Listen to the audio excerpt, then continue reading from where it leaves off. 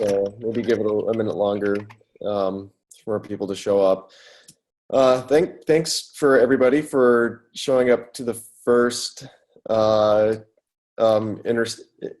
interleaved SIG OpenStack meeting that came out of the OpenStack Helm meetings that were set up in December. One thing though, I'm not sure, I don't see anyone from Helm here yet. Yeah, I don't know if, I think that, yeah,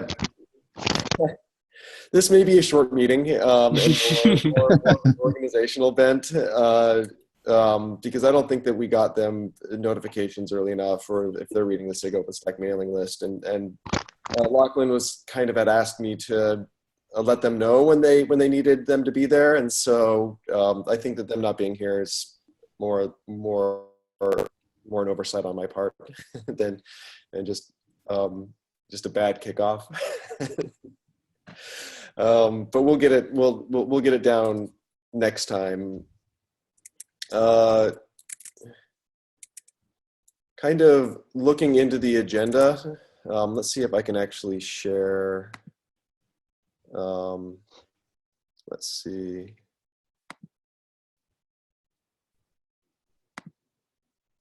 Can people see? Yeah, we can. Yeah. Okay. So starting off with the agenda, I wanted to make sure that this time was generally okay for people. Like I know that it fell at kind of a 10:30 Eastern time, but then we had daylight savings happen, and typically within the OpenStack ecosystem, we tend not to move meetings around for UTC. It kind of depends upon the project and how people go on that. But on a lot of the projects I participate in, we just leave the meeting at the UTC time and we just deal with daylight saving.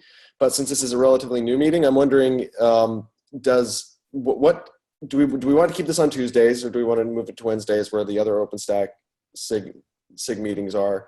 And do we want to move it back to 10:30, or back an hour on UTC? Can we determine what the scope is? So I think we've kind of alluded to this in the past, that as things have improved significantly with at least Helm from our perspective, I don't know how long we would need to keep like a Helm specific call going. So the scope of that, for instance, as an example, would be mild. You know what I mean? If it gets wrapped up into the other OpenStack SIG, which I think is probably what you might want to do, I'm not sure. Yeah, that's good. Then we just start going to the OpenStack SIG. The only problem is the last couple of times that I've attended the OpenStack SIG, the time or the messaging or something is off, because I've gone, I think 2 or 3 of the last times I've only been able to hit it once, and so the times are either I'm off or they're not correct somewhere or something. I don't know what's going on, and the times I've gone to those, that there's only been like a small handful of people on there. Yeah. I think the last meeting was a little bit, had a little bit lighter attendance, but the meetings have been, they've been happening, and, typically, we kind of run through outstanding pull requests and issues related to OpenStack as a provider for Kubernetes. So one of the things that we'd like, that I was kind of hoping that we would do is that I think that there's still going to be ongoing things that say happen with Helm, or pull requests that need to be moved into the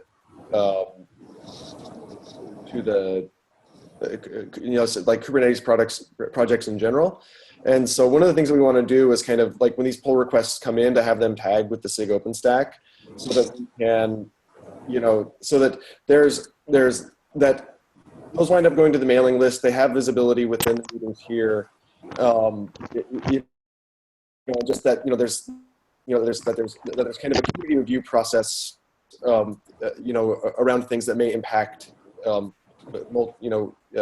multiple consumers of these projects.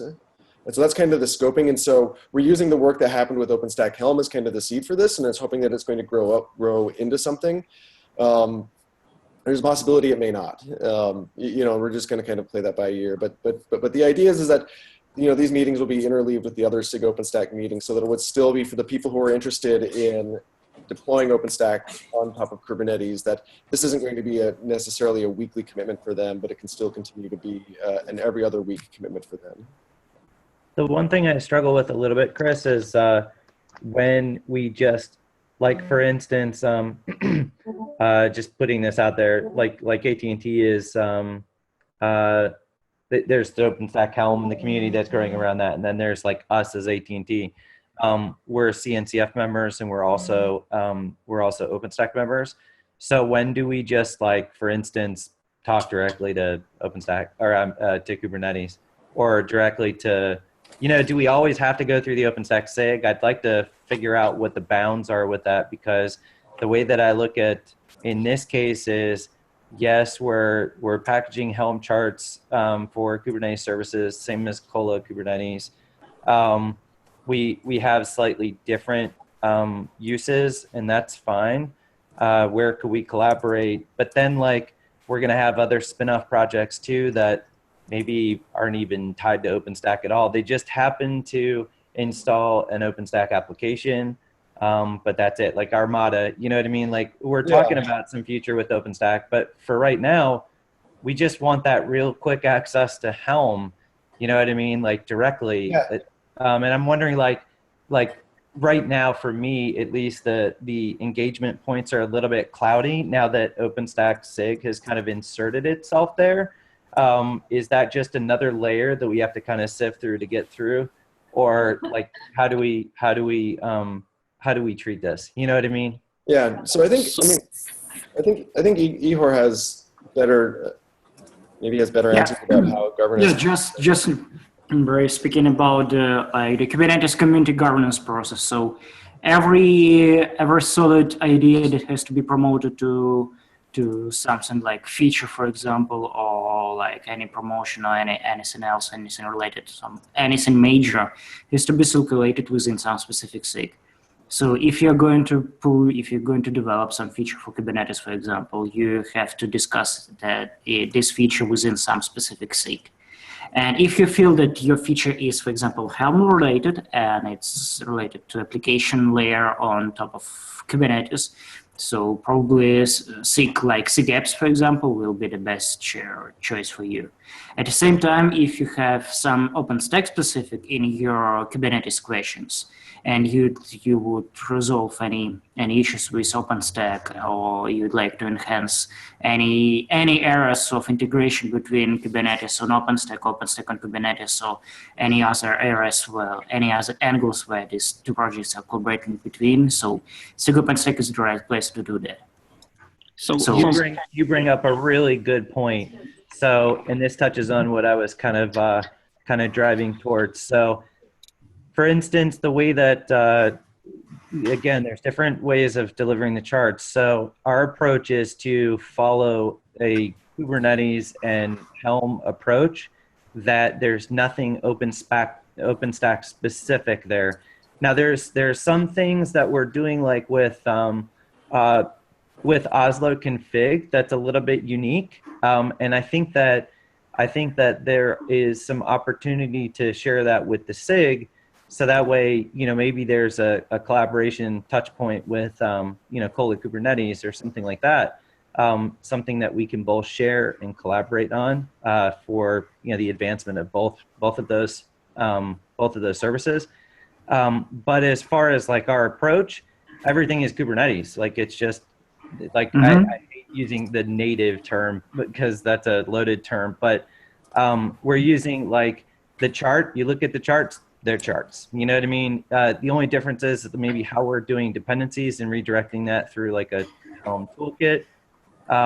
But, it's not like we're solving OpenStack specific problems. I don't know, Pete, you want to kind of allude on this? I mean, I know you know exactly where I'm going on. We've talked about this.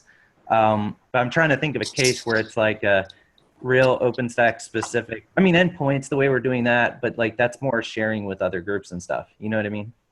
Yeah, I understand what you're speaking about. So in this case, I would suggest for our SIG, for SIG OpenStack and for SIG apps, that is the primary SIG that manages Helm. So if you have more Helm specific questions, so it is like cross SIG collaboration, and that's also nothing new in these areas. So yeah, we can simply work on some specific feature or some specific area together with some different SIG. From our side, we will work on the OpenStack specific. From their side, they will work on the Helm specific, and together we will provide a solid product. Yeah. So from my standpoint, I mean, if I understand your question correctly, it's more about whether or not you guys want to join this SIG, right? I mean, if you, maybe that was wrong from my part, but I had completely no problems just going to the Helm community and talking to them directly without any SIG involvement. If you know, just when I felt that there is something more, something Helm specific or whatnot. On the other hand, it's, I mean, you are of course invited to be with our SIG here. If you feel like there isn't anything productive from it, well. Oh, no. I think there's a misunderstanding. It's Okay. It's outlining where the value of each is applied and when we go to a particular group, right? That's all. Yeah, it's not like we don't want to join Mihao or anything like that. I want to make sure that that we're scoping things correctly, so that way it's not just like another layer that you go through or whatnot. And not only that, I mean, I think the value of joining, right, is that there's collaboration now between both the groups. I think that's a big benefit. So for us to not attend or something like that, that's not, I don't think that that's even a question. It's just, do we want, think of this now, we've got this like Helm-based group, right, which is kind of going through OpenStack SIG, and then we've got the OpenStack SIG. Why not just go to the OpenStack SIG? And rather than have like, you know, we're going to Helm directly, then we've got a Helm-based like OpenStack SIG, then we've got an OpenStack SIG. Does that make sense now? Yeah, and that's right. Yeah, that makes sense. Right, and the whole right. So that like the entire idea is like if you're asking for a feature in Helm because you want some feature in Helm, like that's a SIG apps thing, right? And you know, we have like there's nothing there. But if you wanted to add like a provider in Helm that interacted with Oslo in some way, right? You know, and that's code that was going to be pulled in, well, then that belongs to both SIGs in some way. Like both SIGs should write off on that because there are experts within the OpenStack community who are able to look at that and say, it brings it to their attention. It also gives them a chance to review it. And so that's. I think no. I think that's a great example. You could stop there. That's really good. Yeah. What I'm recommending, Chris, is that we outline some use cases for that, because what you're doing right there is you're kind of like, you've obviously thought about it and you're thinking about it now as the question's brought up. Those are the things that in my mind I kind of roll around thinking, okay, I've got this, where do I go? I got this, where do I go? Because just inserting another process isn't good. But if there's value on both sides, like Oslo is a good one. You know, right now there's collaboration between all the deployment tools and Oslo to make things a little bit easier. This is going to benefit everyone, whether the immediate like site is there to understand how this could actually positively impact us all. You know, I mean, we've got to do things at the end of the day, but that's something that, yeah, it's great value. And I do think that there's some things that can be plugged into Helm there. So yeah, that's a good example. That's what I'm asking for, is just clarity on that. Yeah. No, And maybe it would help if I posted something to the mailing list to clarify that, as I, and this is also to, kind of nail down some of the other governance aspects of just how this meeting is set up, and, getting it on the schedule, and getting it, kind of more on the CNCF way of running meetings. And so I think that's a point well taken. So I guess one of the things that it would help me a lot in kind of helping get this bootstrap happening, off of the work that you and I'm really grateful for all of the work that you did to like establish these ties between the communities. Like I hope you don't think that I'm trying, that we're trying to like take something away or create more headaches for you or create more, because my goal isn't to create roadblocks. My goal is to,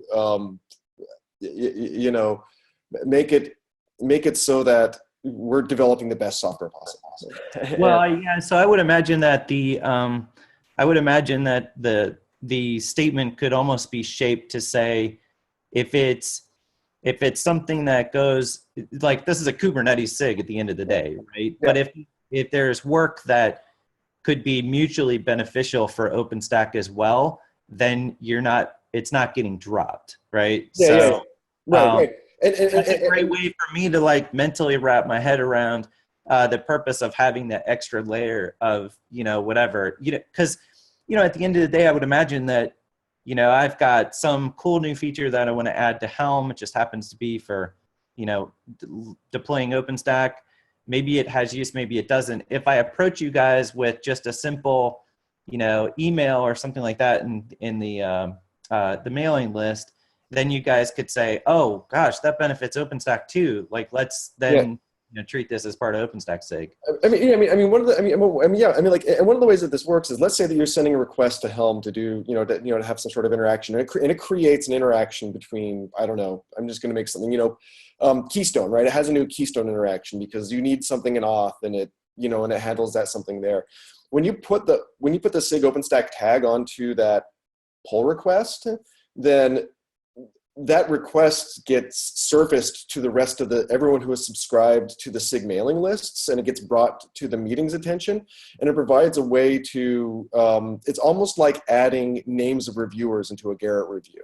But it's a way to automatically kind of bring in all of the interested parties, the people who want to provide their expertise, who kind of understand what's going on. And it's not meant to be like a roadblock or anything in there. It's more of a tool to make sure that the people who need to see the different reviews are able to see those reviews. And that kind of takes the burden off of you of like, oh, maybe Chris and Mihao and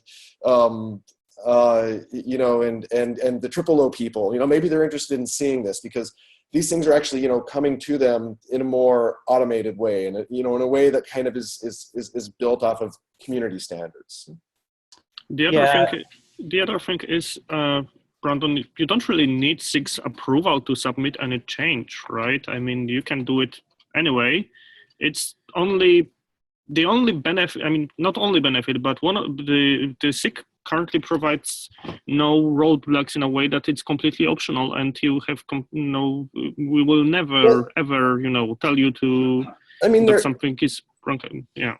I mean, there are things like like for example, on the other side of this, there's a recent review up where somebody modified a heat template for deploying Kubernetes on top of OpenStack, where they made a modification that to remove a requirement for having floating IPs, right? Because not all OpenStack clouds provide floating IPs. Sometimes they provide direct connections, and so somebody submitted the review for that. This actually, for that review to be merged into upstream Kubernetes, it actually does need a sign off from somebody on the SIG.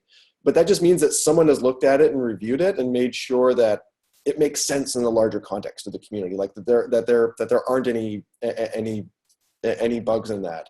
But that's typical across all of Kubernetes development. Like there are pull requests that won't be merged into a project until a SIG is signed off of them if they've been identified as the SIG, as the SIG responsible for that. So if I submit a testing patch for E2E tests on OpenStack, SIG testing is going to have to sign off on that, but SIG OpenStack is also going to have to sign off on that, right? But these are all the governance structures that are in place. Like these are things that the Kubernetes community has put together as a way to help, do quality assurance on the code that's landing inside of the various repositories.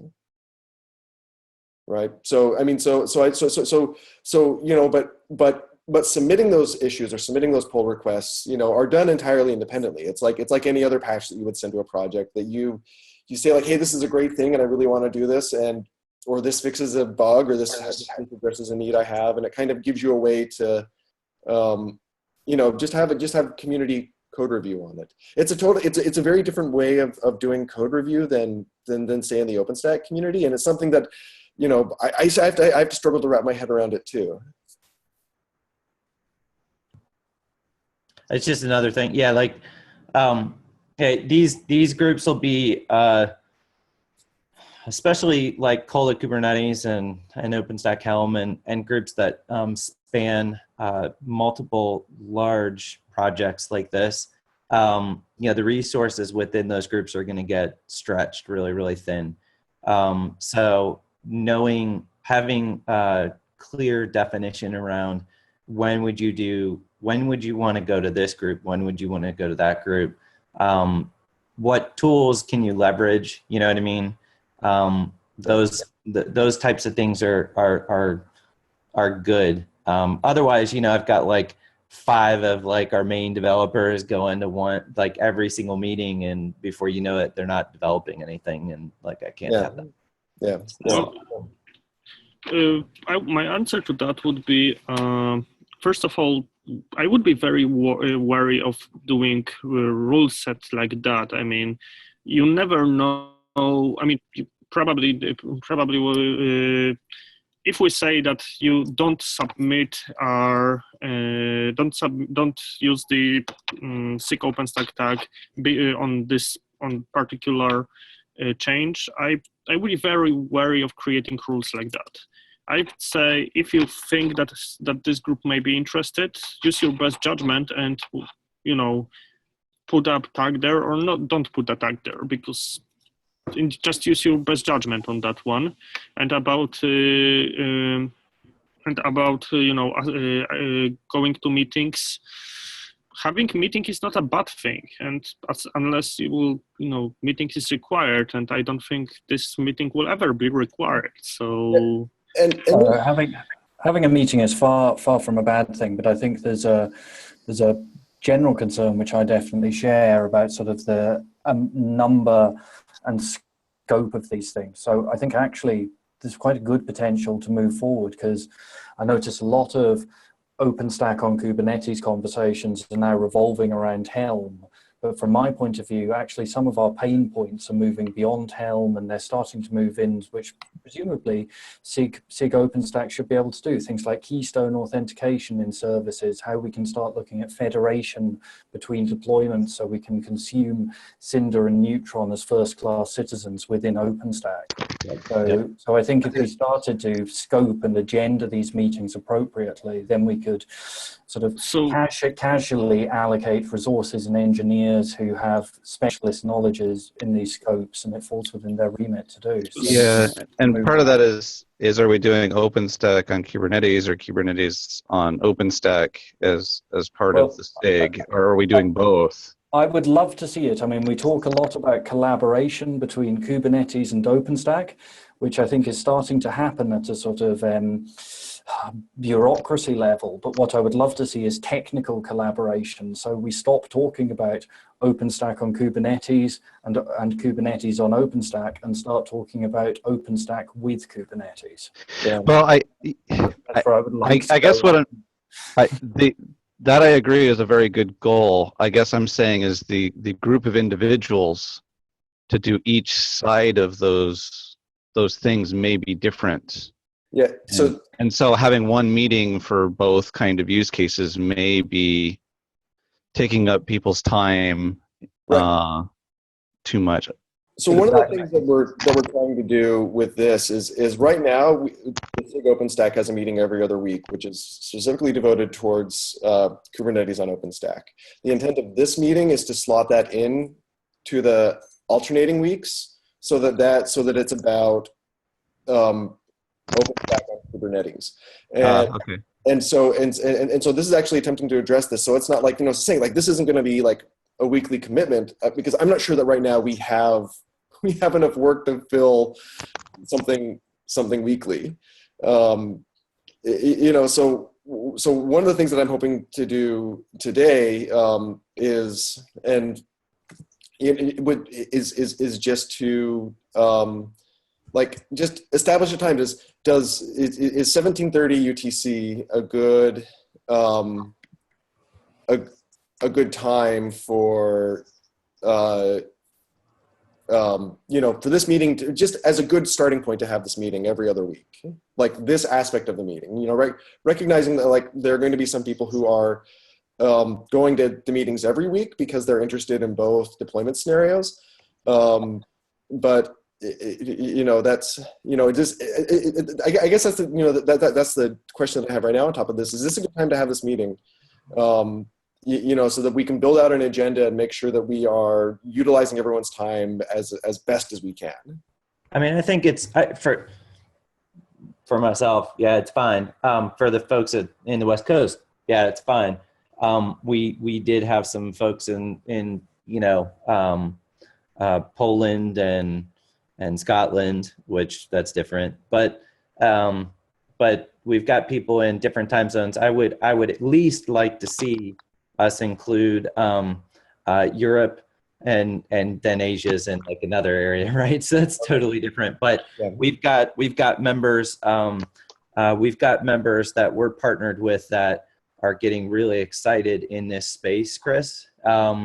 So we should at least have some formal way to record and post these meetings, which I think we are. That's fine. Yeah. So this meeting is being recorded right now and will be posted to the YouTube account.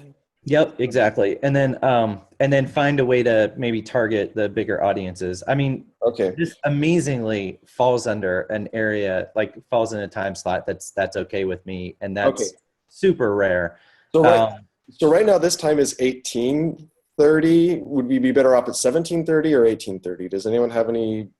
So from someone who spent most of life in Europe, actually 18:30 is slightly better because, well, 17:30 is usually when people go back to home, right?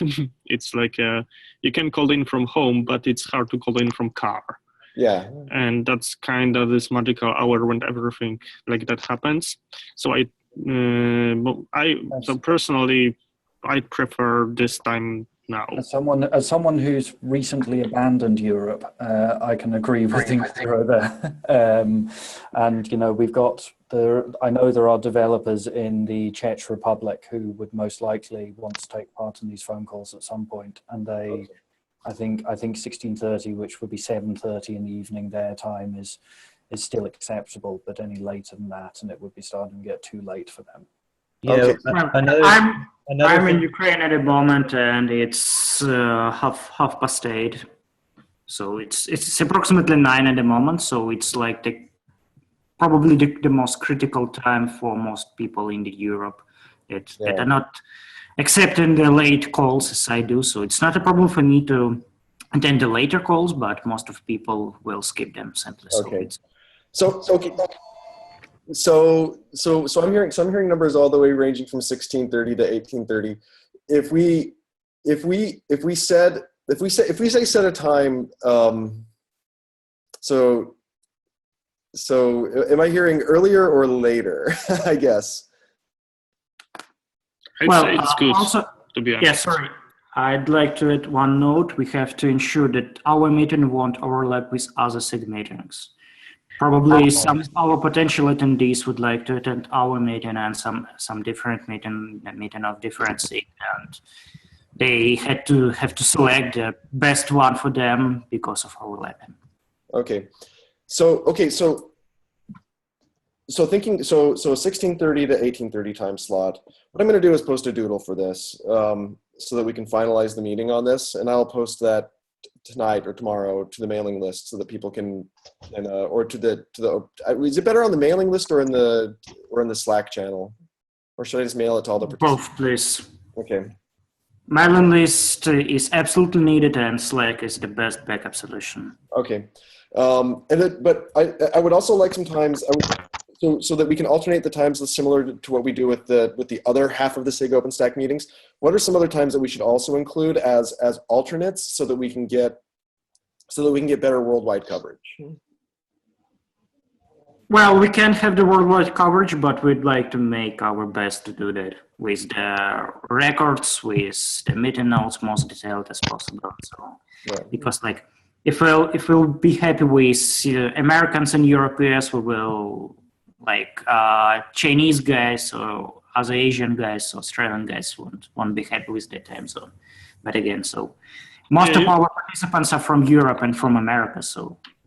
Yeah, I would wait till we get some. I mean, okay, in Kola Kubernetes, we're starting to getting some people from China and Asia in general, but I'd wait till we get more to create an alternative European, maybe either European plus Chinese or American plus Chinese. In OpenStack, usually it's European plus Chinese because it's much easier to handle for both sides, and it also incorporates places like India and Russia, which is added benefit, whereas American Chinese would incorporate a lot of ocean.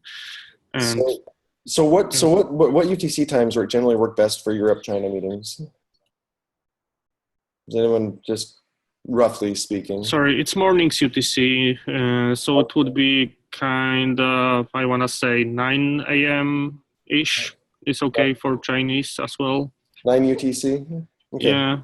9 UTC, you said? Yeah, 9 a.m. UTC. But that's when we get more, Asia presence. Okay, I'm going to include some just options around those times too to make sure that if there's enough interest, then we'll try to schedule the meetings so that they alternate in a way that gets larger coverage. It's hard to say how much interest it is if we only have meetings in this time zone, right? Yeah, and we just start by asking. We'll just start by polling and asking, and then building out. Getting the time nailed down exactly where it works. What's the time difference between Asia and Europe? Does anybody know? Well, Asia is pretty big, so it depends which part of Asia you want to say. But it's about 8 hours the other way from us, right? Yeah, I think China is one time zone. Yeah. Well, I'm Russia technically too, but yeah, I'm in UTC +3, and Beijing, for example, right now it has 3 a.m. Right. So they're like in 6 hours from us. So from the Central Europe is 7 hours. Yeah, so I mean, about 8 hours. I think we're going to be able to hit most, but I don't know. That's what the recorded sessions are for. I mean, that's even what Kubernetes does, right? They've got most of their meetings kind of revolve around the West Coast, but they've got this window that takes into account West Coast and East Coast, so things kind of land in people's workday, at least for the most part. SIG OpenStack is kind of one of those things where it kind of stretches outside of that a little bit. Yeah, but you need to take into account something different. Like Kubernetes is much more US-centric community right now, but that's gonna change probably soon. So one second, I'm sorry, I wasn't totally done yet. The main folks who have worked on, let's say, Kola Kubernetes or OpenStack Helm, if you start losing some of those core development members, I don't know if there's like we've got to keep the high value there, right? So try and keep the core members of your development teams, there. I understand we want to get everybody, right? I mean, this is like the OpenStack way, that's fine.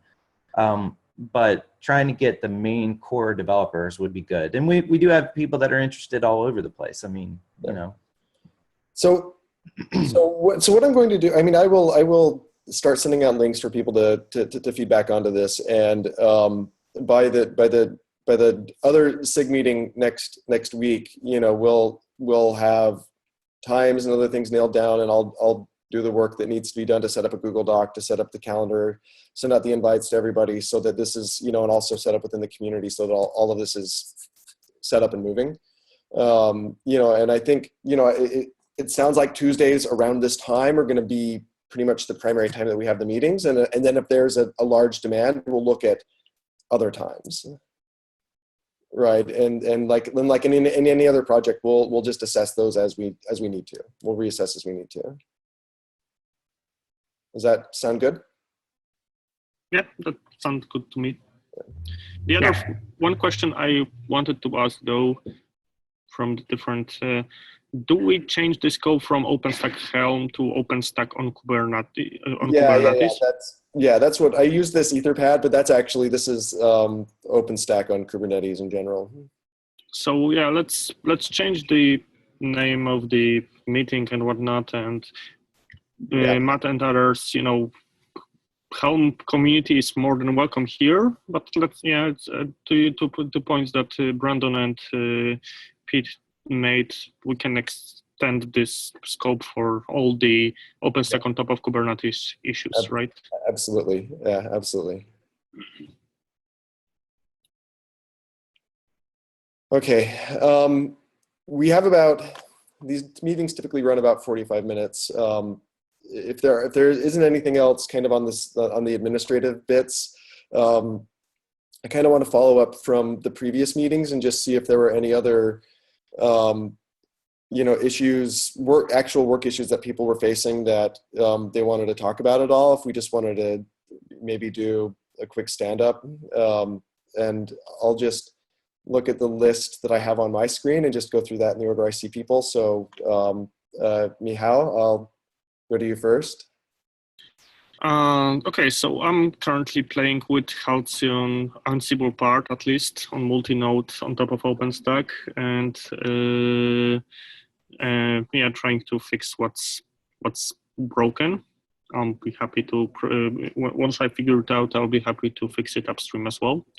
And well, that's it from me. Trying to figure out proper multi-node deployment that is repeatable and whatnot of Kubernetes. Okay. If you need any help with that, please just ping me, because it'd be really good to be able to get you at the stage where you can install Kubernetes on more than one node, because that'd be great. Yeah, I was just going to say, if there's anything that you need, submit an issue on Halcyon or submit a pull request, Michał. I mean, yeah, I will. Just I'm running. Pete, we talked yesterday. I'm still running with the same networking issue, and I'm not sure whether or not it's local to me or it's global. So I just need to figure out networking. Networking is hard. I will give feedback if feedback is needed. Trust me. You can count on that.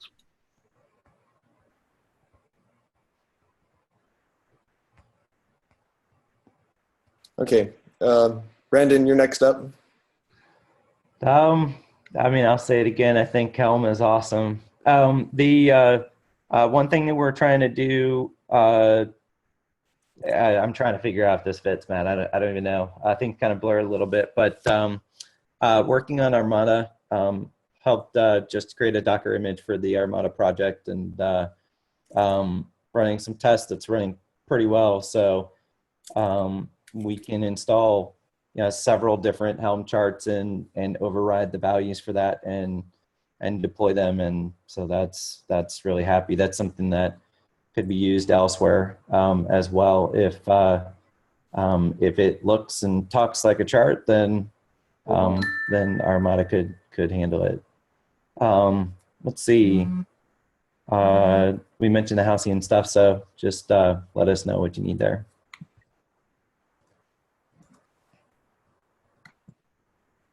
Okay, Ihor,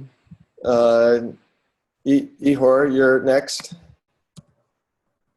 Well, at the moment, I'm not working on any OpenStack specific stuff. At the same time, I'm working on some area that can be useful for us also in the nearest time.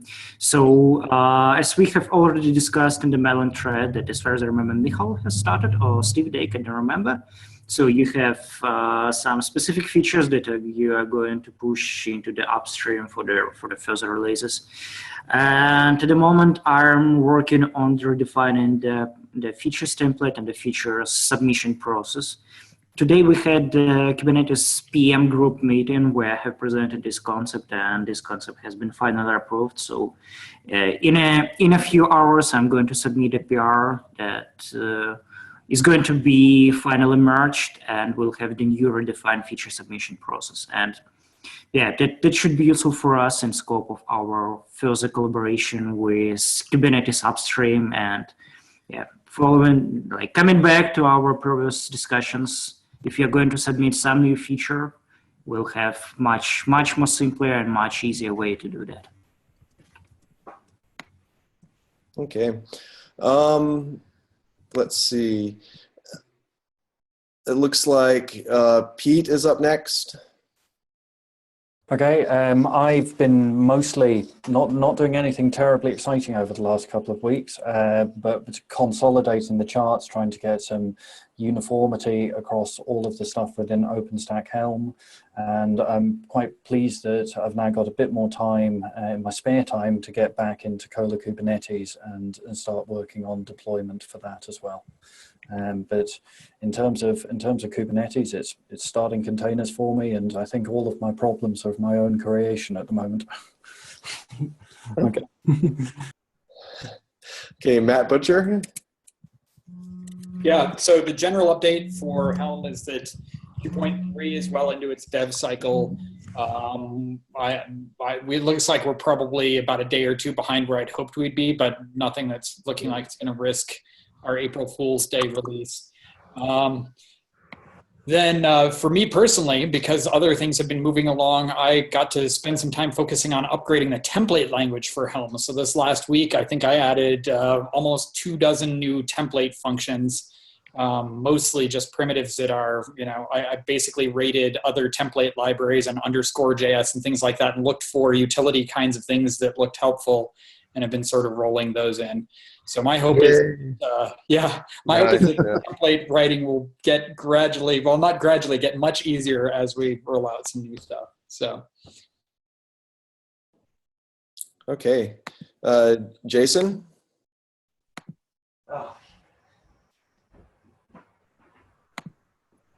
Jason or Justin? Oh, you mean Justin? Sorry. I was like, is there a Jason here? Sorry. Oh, that's all good. It happens all the time, man. No problem. So I just put it's still a work in progress because I need some help getting some tests to pass with the provenance and the signing test. But I've got a PR up for importing child values from, values from child charts and being able to reparent those into the, the parent and then import again into a grandparent, so to speak, if you need to. So, yeah. So question, we can wait till we finish the stand-up, but I do have a follow-up question since I am doing a PR about the SIG OpenStack and what's required. But maybe we can finish stand-up. Okay. Yeah. I mean, cool, Chris. Yeah. Yeah. I mean, I think it's mostly when the PR comes in, you just add a tag for the SIG OpenStack, and then that will kind of alert the mailing list, and people can take a look at it. I think that's okay. Good. And then it may need an approval for someone, but I think Ihor knows that better than I do. Okay, well, I might ping you if I have more questions, if that's cool. Yeah, please. I also have one more question. So as we have discussed last week, as far as I remember, we are going to have like CNCF is going to have an OpenStack day, Kubernetes day. Ihor, we still had a couple of people for the stand-up. Sorry? Sorry. I saw that we have finished. I'm sorry. No, there was okay. Let me speak about it after we finish. Yeah, sorry about that. David? Yeah, I'm primarily focusing on the SIG on-prem, but I was just trying to look for overlaps where I could be of assistance. So. Yeah, that's actually maybe I want to catch up with you a little bit later about that so that I kind of see the scoping of the SIG on-prem, because I think that there's definitely overlap there. So if you wanted to catch up at some point and talk about that, I'd love to do it. Yeah, absolutely. What's that SIG focused on? Being able to install Kubernetes on bare metal, essentially, so not in one of the public cloud providers. Okay. And trying to fill in the gaps that exist between those two types of deployments. Yeah. Finally, Kevin? Yeah, so I wrote up a kind of the description of the atomic config map idea that we discussed during the PTG. I think Stephen floated it on the mailing list. But I think we want to put that in an issue and get it into the Kubernetes queue so that people can look at it.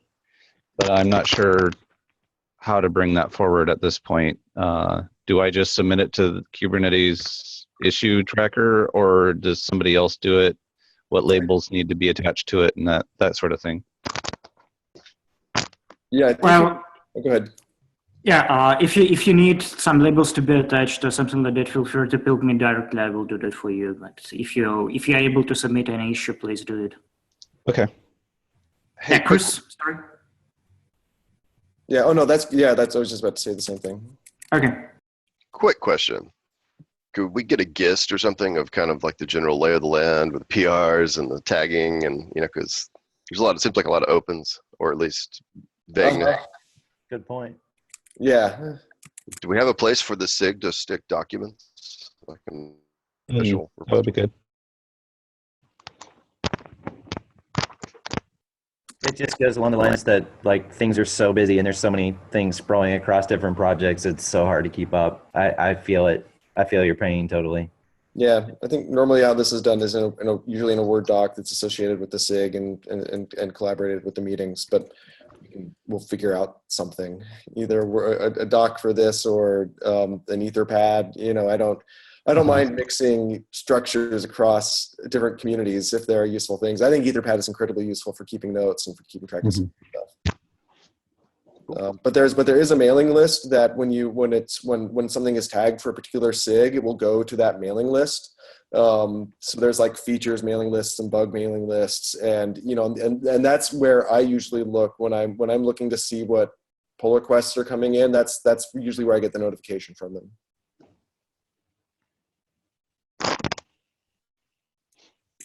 Cool, thanks. Yeah. So now, Ihor, with the Kubernetes at the OpenStack Summit. Yeah, as we have discussed last and previous week regarding the UN, so CNCF is going to establish the Kubernetes Day at OpenStack Summit, and I'm working closely with CNCF on making that happen. The request that I would send for us at this community, is there any person who will to volunteer as a reviewer for call for papers? As far as I know, like some of you have been serving as a track chair for OpenStack Summit. So if someone of you would like to volunteer for review also these call for papers, please let me know. The call for papers. Which papers? I'm sorry. C4P. Okay. So at the OpenStack Summit, there's we're having a kind of a side conference, which is just different open source projects that in general have some sort of relationship with the OpenStack community or being. Oh yeah, that's right. But they can program however they want, and so this is the CFP for the Kubernetes Day at the OpenStack Summit in Boston. I'll definitely help with that. In fact, there's a talk that I'm collaborating with Tigera on that, so I can help with that if you want it, Ihor, for sure. Okay, that should be great. I have posted the link to the event if you are interested in some more details, so you can find it. Yeah, that's cool. Just reach out to me. I'm definitely interested. That's fine. Okay. So if there are any other volunteers, I know that Chris is willing to volunteer as well. So if there are any other volunteers, please let me know. Add me as well, please. Okay. Thank you. Okay. All right.